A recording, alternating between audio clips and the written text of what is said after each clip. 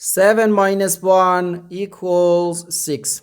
And again here inside this parenthesis we have 7 minus 1. So 6 times 6 is just 36.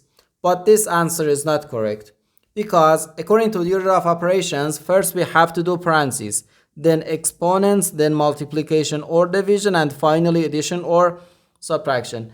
Remember that multiplication and division have equal priority and we have to work from left to right.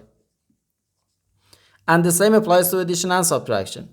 In this expression, we have one subtraction, one multiplication, and one parenthesis. Inside this parenthesis, we have one subtraction. Here we have a multiplication, because in mathematics, when a number is placed next to parentheses, it means multiplication. And we usually don't write the multiplication sign for brevity. Okay, so according to the PEMDAS, first we have to do this parentheses, then this multiplication, and finally this subtraction.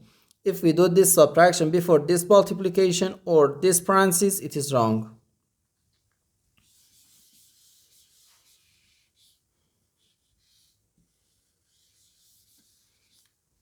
So first we have to do this parentheses. Inside this parentheses we have 7 minus 1, which equals 6.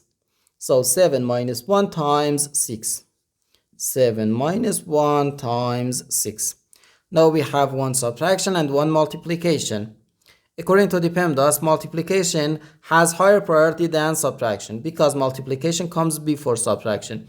So here first we have to do this multiplication. 1 times 6 is just 6. So 7 minus 6, which equals 1.